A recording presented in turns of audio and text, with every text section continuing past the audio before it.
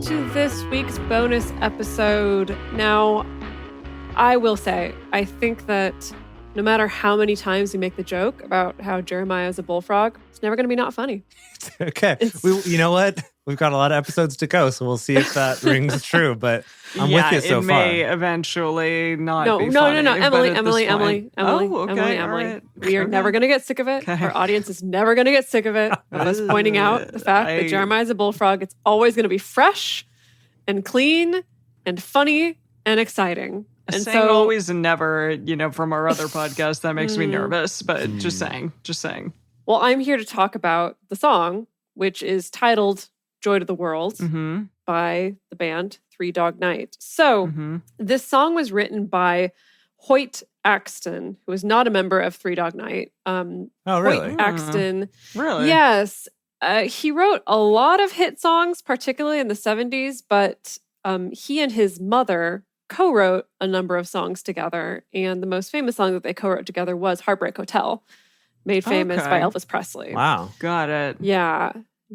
And so that's kind of their claim to fame, being this like mother-son duo who wrote this number one, chart-topping pop single with Heartbreak Hotel. And then Hoyt Axton went on to write a number of other hits, but this one is included, Joy to the World. And so he pitched it to the band, to Three Dog Night. No one was into it. How sad. Like, I know, no one liked it. It doesn't make sense. Hold on, though. That's a part of it. So originally, the lyrics were, Jeremiah was a prophet. What? Wow. Yes. What? Yes. It was the same Jeremiah. Was a prophet. My mind is blown. He was a good friend of mine. Holy shit. Right? Okay. What? Wait, okay, so how did this happen then? That's all. I love that. Let me tell you, information is a little bit thin on the ground, unfortunately. Got it. Supposedly, original lyrics, Jeremiah was a prophet, but no one liked that. The song in general, no one in Three Dog Night liked it at all. However, one of the members of Three Dog Night felt like we really need a silly song because I guess the band was really having issues with some group cohesion. And they thought maybe having a sillier, more lighthearted song will help us get back into our groove. Okay. And I get that. Basically, the rest is history because they did this song that was intentionally a little bit nonsensical. And it was a huge hit. And it was a huge hit. I can Everyone see loved it, though, right? You have this song like Jeremiah was a prophet, and they're like, I don't know, man. Like, it's like too religious, whatever. And I bet they were just trying stuff, and someone said Jeremiah was a bullfrog, and everyone just like died laughing. And they're like, that's it. That's the one. I guess he was. He was a good friend of mine. Maybe. But yeah, it hit the charts. Yeah. Wow. That's amazing. It's one of the best-selling singles of all time. Wow, really? Oh my gosh. That's awesome. Wow. Yeah, so that's wonderful heritage that we are carrying with us. And it makes me feel a bit better about making that joke all the time, knowing that originally it was about Jeremiah the prophet. Wow. Okay. Yeah. Gosh. I guess you learn something new every day. Wow. So I was trying to look up stuff about a prostitute's forehead and how one might have the forehead of a prostitute. So here's the deal. I started typing into Google, like what's prostitutes for? And when I got that far, it auto-suggested for me prostitutes for Jesus. It's like, what? Okay. Wait, what? Okay. That's great. Okay. So I clicked on that. Yeah. And it redirected me to a site called Hookers for Jesus. Okay. Which is a nonprofit that is supposedly, raising money and helping to get women who have been trafficked out of the sex work industry. Jeez. Okay. Now, that sounds great.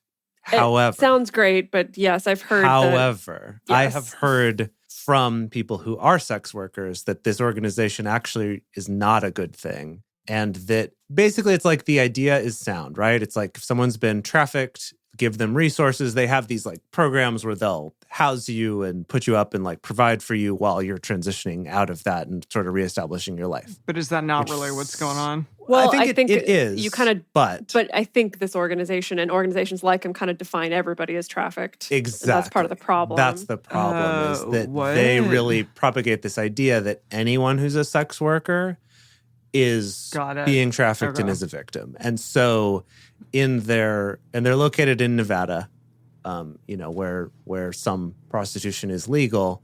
But they're actually really working against a lot of laws and activism and stuff that are trying to support sex workers who are sex workers not through trafficking, which is actually a lot of them. Some might even say the majority, who are trying to get things like healthcare or, stuff like basic things that anyone in any job would want. And these groups are really working against that by trying to make this argument that they're all being trafficked. We need to save them from themselves, kind of a thing. So it's actually not a good organization. Do not support them. I do not recommend it. But what I found is that I found nothing. I found no one has anything to say about prostitute foreheads. They only not care even about any other alternate translations. Yeah, okay, so no commentary? The best that I found was other translations. And essentially it's that let's see, here's the NIV says, you have the brazen look of a prostitute. You refuse to blush with shame. So it's like still face related, but really doesn't have anything to do with the forehead. Okay. The English Standard Version says you have the forehead of a whore. You refuse to be ashamed. Jeez. Gosh. The King James Version says, thou hadst the whore's forehead. Thou refusedst to be ashamed. The whore's forehead. Thou refusedst. The whorehead forehead. Refusedst is the first time I've seen that word. That they all are kind of like either just saying like a brazen face, like a bold face that's not ashamed. I don't know why the forehead's part of it. I can't find it. Maybe it was Do you think it was attached to, like, maybe at that time you would be veiled? I think that's if the you're deal. a woman or a married woman, Interesting. where you'd be really trying to cover up your hair, if not your whole face, potentially depending on where you're at. And that's why that you just forehead hanging out everywhere like a prostitute. Possibly not even just veil, but like a head wrap that's covering your forehead, even if it's not a full veil. I'm not quite sure, but it seems like it's that. It's more just like you're unashamed. You're kind of letting it all hang out there, as it were. Yeah. How dare you? So that's kind of all I found. That was a little underwhelming, but I did also look up Baal because during our episode, John Michael mentioned in the chat that the word Baal also in Hebrew means husband or potentially slave owner. And so I was like, wait, that's what? Really interesting. Husband or slave owner. Okay. Well, okay. Be prepared. Functionally at that time, pretty similar. Yeah. One and the same. Yes. Yeah. Got it. Exactly. Okay. So Baal means, what it means is owner, essentially, but was also used to mean husband. So again, yes, those were kind of one and the same at that time. Some things I found, though, that were interesting is, I guess, just realizing that Baal means owner, could mean husband, also means lord. Because again, you're kind of being like the owner of something. And so, but I also learned that there's a feminine form, which is Baala, I think. I'll have to go find that one again. It's a Baala. Which is like the lady of the house or like the mistress of the house or something like that. Okay. But I think what's interesting about this is that because Baal was also a Hebrew word that meant Lord, it was sometimes used actually in verses that we've read that did not translate the name as Baal to talk about Yahweh, like about him being that's confusing. Lord. Right. That is confusing. Yeah. So they were talking about, like, there's an example here of the name Baalia, which is another like Baal-based name, kind of like we've talked about before. They're names based on Baal. Feminine. I actually don't know. I don't know that for sure, but Baalia means Yahweh is Lord. Oh, wow. So it's like, it's not so clear because this name means this other thing. Yeah. And so this article that I found talking about this was kind of saying that maybe some of the drama with Yahweh being so upset about Baal is that, like, it's also kind of taking his like Lord name and using it for someone else. Like that maybe that's,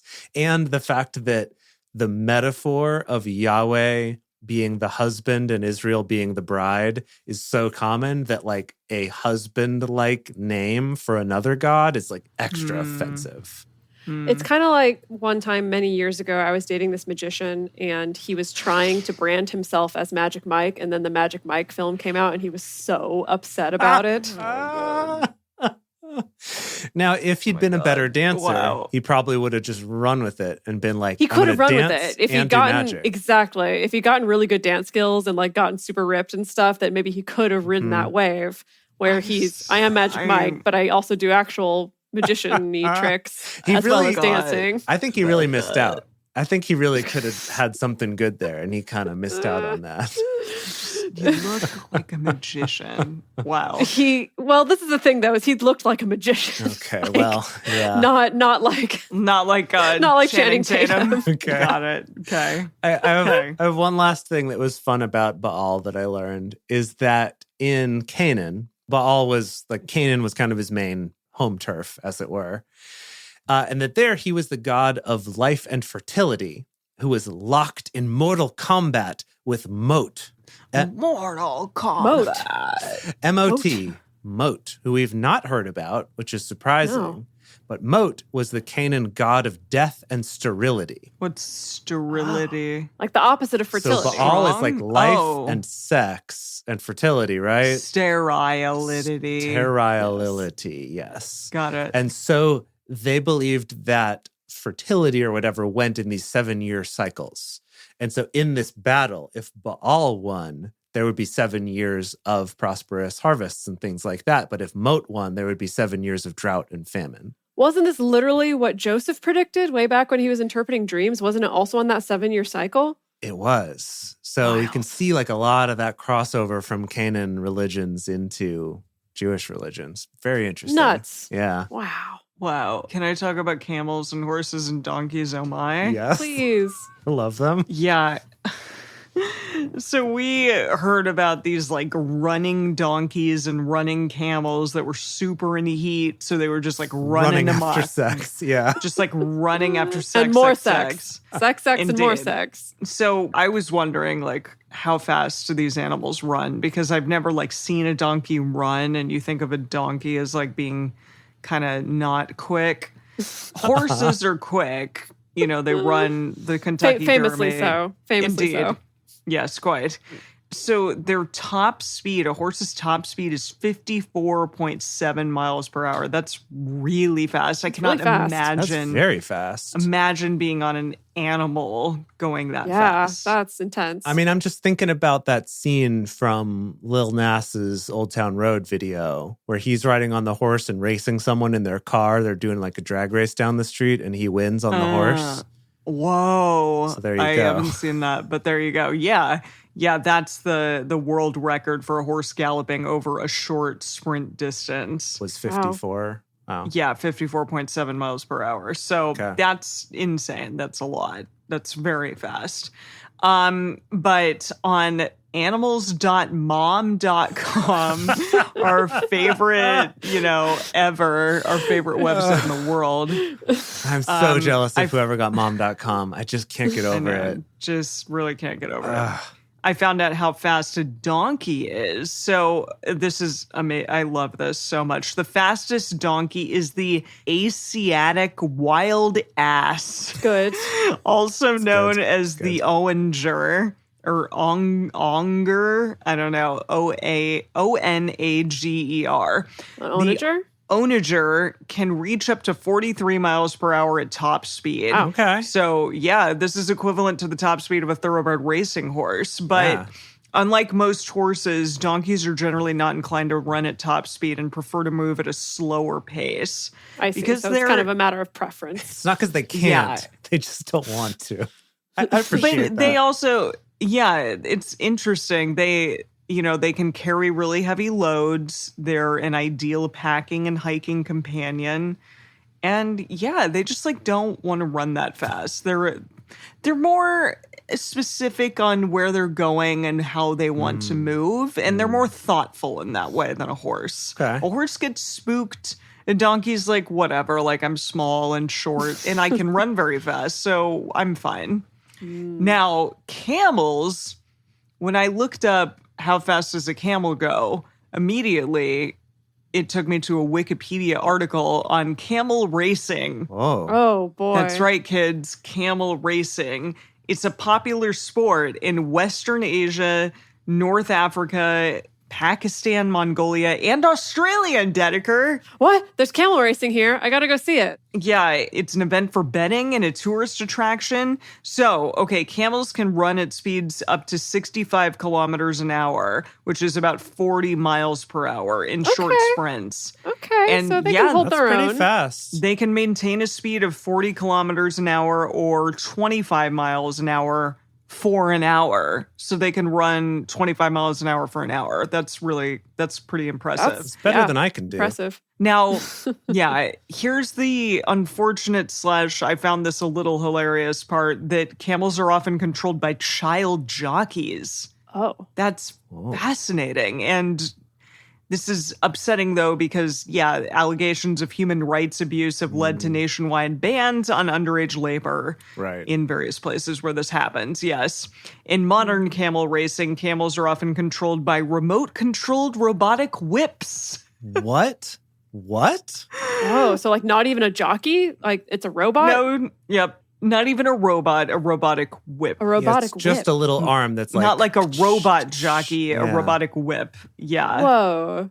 A major camel race. What? Yes. I wonder, because I remember when we were looking up stuff about camels a week or two ago, that part of what I found was that like riding a camel, one of the challenges is that unlike a horse where you kind of, what's it called, Emily, where you like post up or something, where you kind of stabilize yourself. Yeah, you're posting. On a camel, you don't do that. On a camel, you just kind of wiggle and sway. Hold because on it's, for dear freaking life. And I wonder if it's I can't imagine you can post on a camel. Yeah, they were saying like, don't. No. The stuff I read was like, don't try. You can't do it. Got it. But I wonder if that's why the child jockeys / robots is just because like you put someone on there and they can't stay centered on it. And so it's just going to slow the camel down or throw them off or whatever. Yeah, I mean, that sounds terrifying. I wouldn't want to run at 40 miles an hour on a camel ever. Well, I found that, there's some camel races in Central Australia in July. The Camel Cup. Oh, there you go. It's held in Alice Springs. It's the second biggest prize purse camel race in Australia.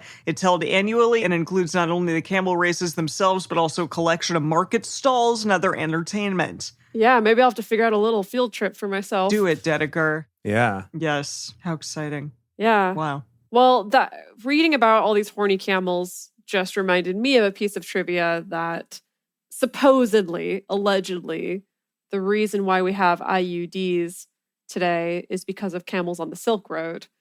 That merchants who were transporting goods across the Silk Road, if they had a female camel, they really didn't want her to get pregnant because she would slow down and wouldn't be able to carry as much. And so what I heard was that most likely a stone from a stone fruit, like a peach pit or something. So this is the stone fruit thing. Yeah, would be popped into the camel's uterus. But I've also heard of it being just like actual stones. Now, I can't find an original source on that necessarily. And so some people are kind of like, is that true or not? We don't know. But that's the rumor. That's the legend, is that we have to thank camels for IUDs. Wow. Well, thank camels for being fast and also for IUDs. And not getting pregnant. Thank you. Thank you, Camel. Wow. Well, that was another array of information that maybe you didn't know you needed, but you did need, is basically where we're at. I'm excited because if Jeremiah is going to give us information like that, then who knows where this book is going to take us, all over the map. Yeah. Thank you for joining us for this very first Jeremiah Drunk Bible Study bonus edition. And we'll see you next time, next week. Bye, y'all.